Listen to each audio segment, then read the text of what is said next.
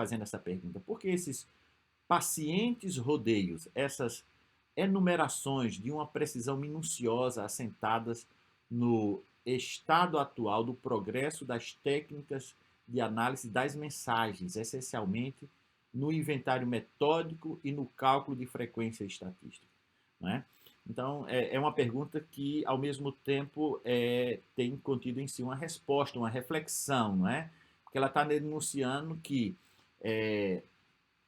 por que nós estamos tão preocupados, né, com esse processo técnico, né, desse inventário metódico, da frequência estatística? Quantas vezes o paciente disse, ai, que dor, né? Ou que o aluno fez perguntas de baixo nível cognitivo ou de alto nível cognitivo, tá? E ela começa a introduzir, através dessa pergunta, a primeira sessão, na verdade, deste capítulo, que é sobre rigor e descoberta. Através dessa pergunta, ela introduz a questão de rigor e descoberta. De Durkheim a Bourdieu, né, Bourdieu, passando por Bachelard, querem dizer não à ilusão da transparência dos fatos sociais, recusando ou tentando afastar os perigos da compreensão espontânea, né? A ilusão da eu coloquei em negrito aí para chamar a atenção de vocês, né? Vários sociólogos como Durkheim, Bourdieu e Bachelard, né? O pessoal da epistemologia da ciência tem discutido isso, essa ilusão da transparência dos fatos sociais, não é? Veja, nós temos que vencer essa essa tentação dessa falsa segurança dos números, né? Tornar-se desconfiado, diz ela, uma atitude de vigilância crítica o tempo todo, é ainda dizer que não à leitura simples do real, aceitar o caráter provisório de hipóteses, definir planos experimentais ou de investigação a fim de despistar as primeiras impressões. Daí essa falsa segurança dos números, que eu nem sei pronunciar o nome do Pierre aí, Bordeaux, Bourdieu, peço perdão aí os especialistas em francês, estigmatizada a propósito das estatísticas. Qual é a crítica que a Bardin está fazendo aqui nessa parte, quando ela está discutindo o rigor à descoberta? Porque, na sua época, existia grande ênfase, não é, aos números, não é? E essa necessidade de objetividade, de segurança, não é? E ela vem trazer, então, alguns epistemólogos da ciência, sociólogos, estudiosos, dizendo que a gente tem que parar com essa ilusão da transparência, ser desconfiado, ter uma atitude crítica, questionadora, compreender que ciência tem sempre um caráter provisório, né? E você precisa não ter uma leitura ingênua sobre a realidade. Isso é muito importante para quem faz análise de conteúdo, porque a análise de conteúdo vai mais adiante, tá?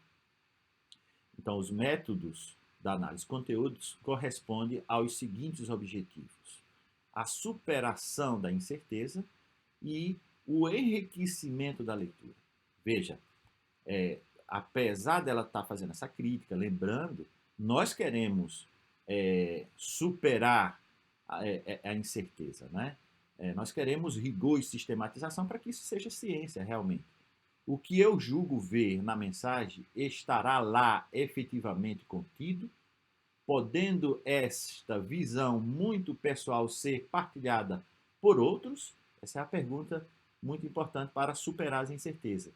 Por outras palavras, será a minha leitura válida e generalizável? Quando ela está falando de generalização, lembre-se, eu tenho um vídeo aí no canal, vocês podem consultar pelo menos 3 tipos de generalizações diferentes, tá? E geralmente as pessoas só lembram da generalização estatística, né, que é o mais comum na investigação quantitativa. Mas lembre-se que existe a generalização analítica, a generalização teórica, existem outros tipos de generalização, tá? Então, quando ela está falando de superar a incerteza através dos métodos ou das técnicas, mais adiante a gente vai mergulhar no que ela chama de análise de conteúdo. Ela está construindo o conceito de análise de conteúdo, para finalmente ela dizer, análise de conteúdo é isso, tá? Vamos gastar metade do capítulo inteiro dessa para poder chegar à definição que a própria Bardan dá sobre análise de conteúdo, tendo essa visão mais ampla, tá? Então, o primeiro objetivo é a superação da incerteza, tá? Tem a ver com métodos de validação e de generalização. Isso é uma falsa, um mito, né, de que na pesquisa qualitativa não existe generalização. Existe sim. Não há generalização estatística, como geralmente as pessoas esperam, né? Pessoas que não leem, que não estudam, por exemplo, a epistemologia da ciência, têm uma visão mais positivista da ciência, e infelizmente é o que é o mais comum. Tá? O outro objetivo é o enriquecimento da leitura. Se um olhar imediato, espontâneo, é já fecundo, não poderá uma leitura atenta aumentar a produtividade e a pertinência da análise, não é? Pela descoberta de conteúdos e de estruturas que confirmam ou infirmam, né? Ou desconfirmam, né?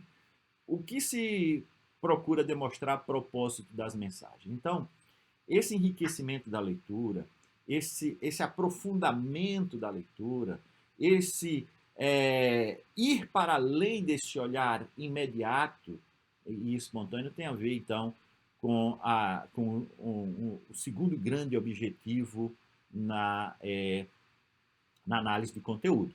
E ela fala de tensão entre dois polos, tá? Ela não fala de forma explícita, mas está lá nas entrelinhas dela. Qual é essa tensão? De um lado, o desejo de rigor, não é? Nós queremos, porque nós queremos ser rigorosos e sistemáticos. E, por outro lado, a necessidade de descobrir ou de adivinhar, entre aspas, de ir além das aparências. Tem a ver com essas duas tensões aqui, tá? E aqui eu posso colocar aqui, talvez fique melhor.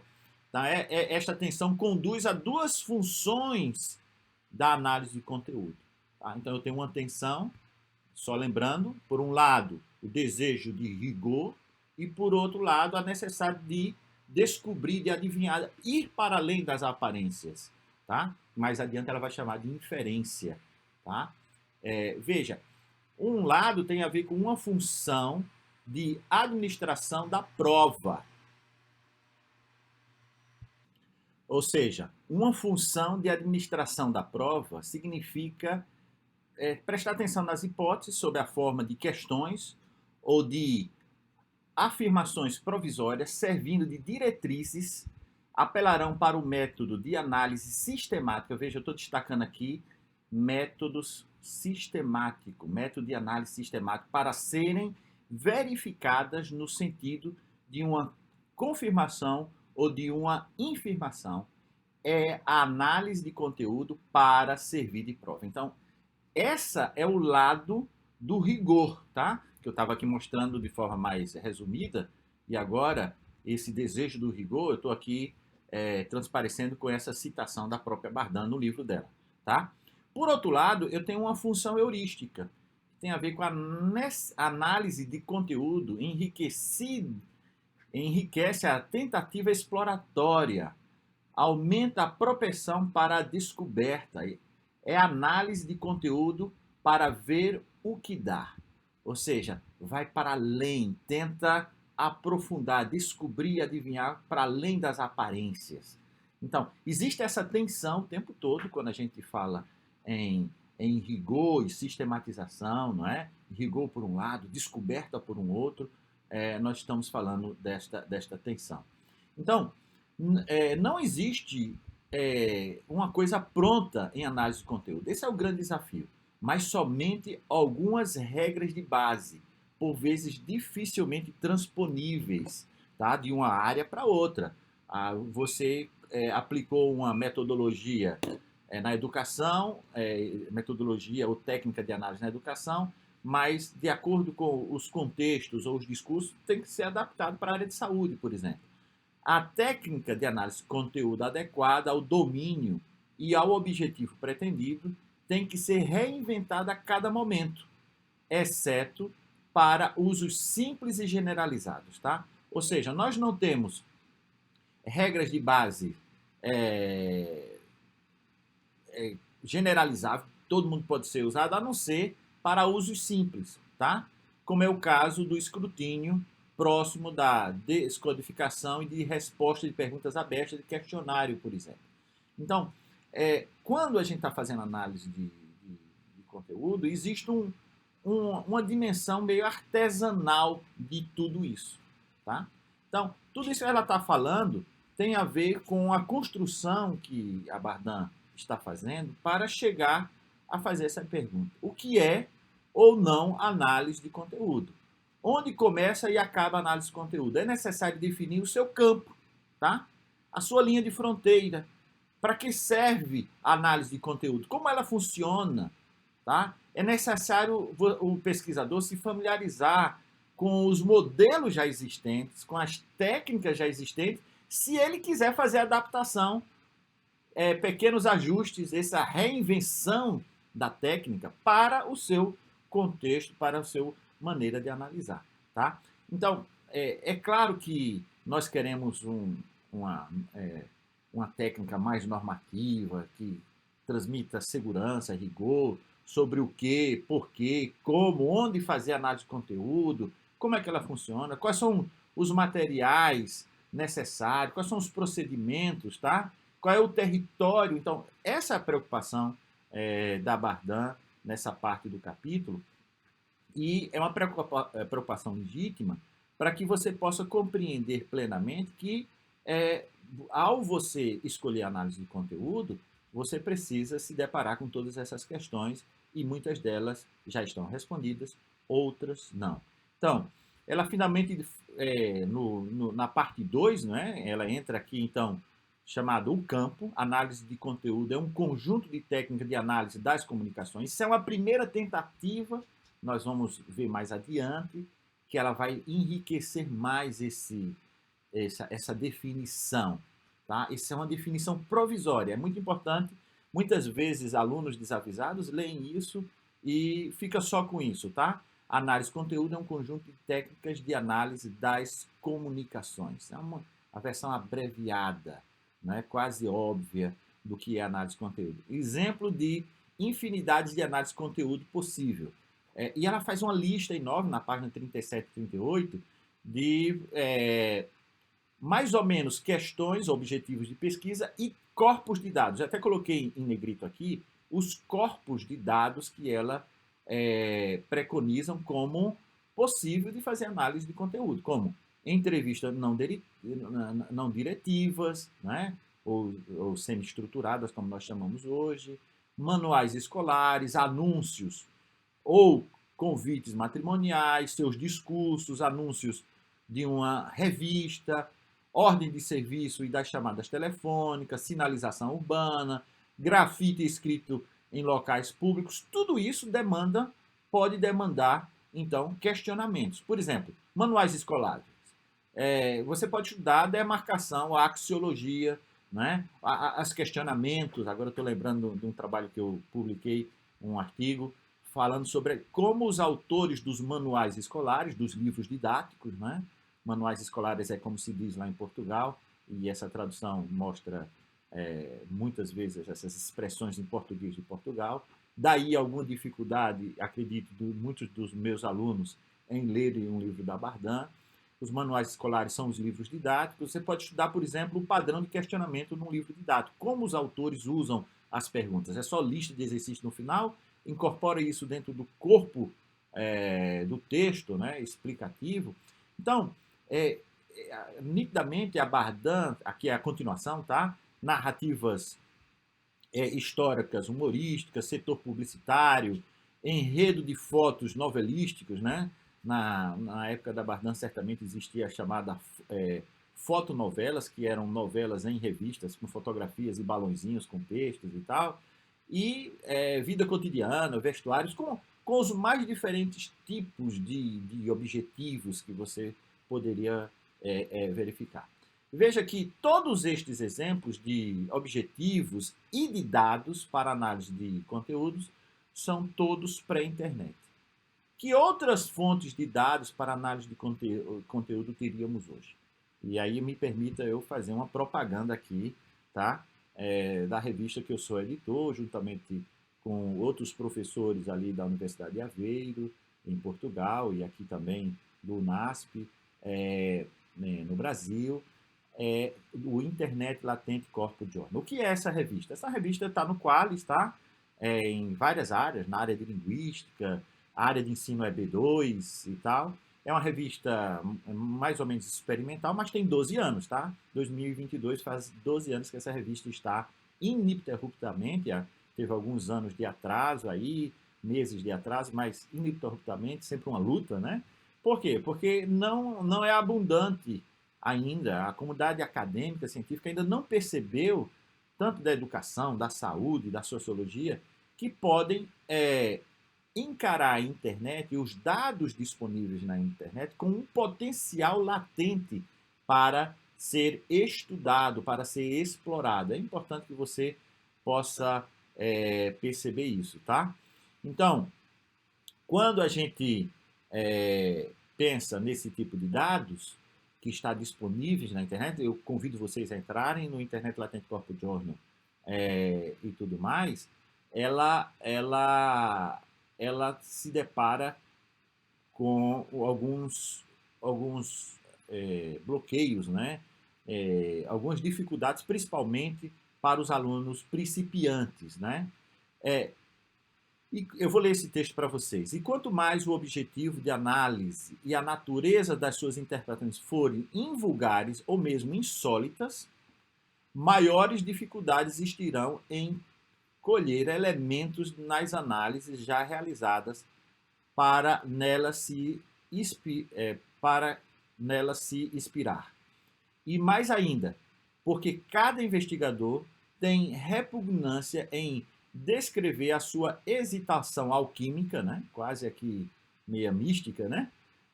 Contemplando-se com a exposição rigorosa dos resultados finais, evitando assim explicitar as hesitações dos cozinhados.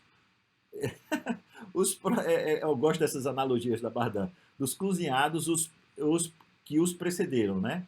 Com grande prejuízo para os principiantes que não encontram modelos, receitas acabadas, logo que se dedicam à análise, que, pelo seu material ou pelos seus objetivos, se afasta por pouco que seja das suas vias tradicionais. Veja, aqui tem várias coisas para a gente comentar interessante desse parágrafo da página 38 lá da Bardan.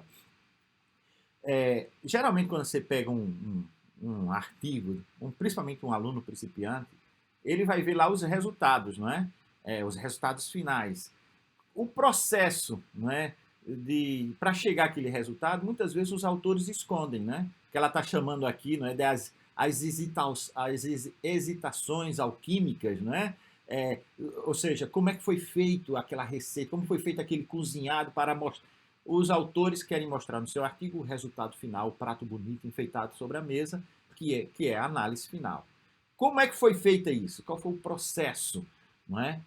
Sobre isso? Se os dados, a natureza dos dados, como o corpus latente da internet, for insólito, invulgar, mais difícil ainda. Por exemplo, se for um simples análise de questões abertas de questionário com dimensões de análise já pré-determinadas, então, a análise do conteúdo é quase tida como um procedimento, uma receita já quase pronta, né? Mas se você vai trabalhar com entrevistas, com interações online, com corpos latentes na internet e tal, então existe um cozinhado ali que muitas vezes funciona quase como um buraco negro. Sim, um buraco negro. Como é que o cara chegou a essas conclusões, né? Você tem que confiar. Aliás, toda pesquisa você tem sempre que confiar. Não existe essa prova absoluta em ciências, né? Mesmo nas ciências duras. E aí tem os casos de falta de ética, né? De falsificação de dados quantitativos, mesmo dados mais quantitativos, né? De medições sérias, que deveriam ser sérias, mas depois a gente descobriu que foram fraudadas, adaptadas, etc. Existem muitos casos, a gente não vai falar sobre isso. Então, veja, isso não é um problema somente da análise de conteúdo, da análise qualitativa. É um problema de toda a ciência. A garantia final da verdade, da confiabilidade dos dados, tem um conjunto de fatores, mas o último fator é a honra, é a ética do pesquisador, tá? Que isso fique bem claro. Então, muitas vezes a análise de conteúdo é feita de uma maneira tão alquímica, né? Foi feita com a tabelinha no Word, no Excel, de uma maneira tão própria, e aí sai aquela famosa frase, né? A maioria dos enfermeiros declararam o seu burnout é, e tal nas entrevistas, né? A maioria é o quê? São todos, dê exemplos. Quantos enfermeiros dos 20 que foram entrevistados, de que forma eles expressaram esse burnout? Os professores, né, entrevistados, como é que eles expressaram os seus desafios do ensino, da sua profissão, etc. Então, essa maneira que ele de contabilizar e tudo, de forma, eu, na minha opinião, é muito mais transparente, usando ferramentas de específica, como o WebQDA, né, do qual eu sou um dos autores. Você que está aqui pela primeira vez nesse vídeo, eu sou um dos autores do WebQDA, não é? Que é um software semelhante ao NVivo, que é o mais utilizado no mundo, ao Atlas, MaxQDA, para fazer análise de conteúdo em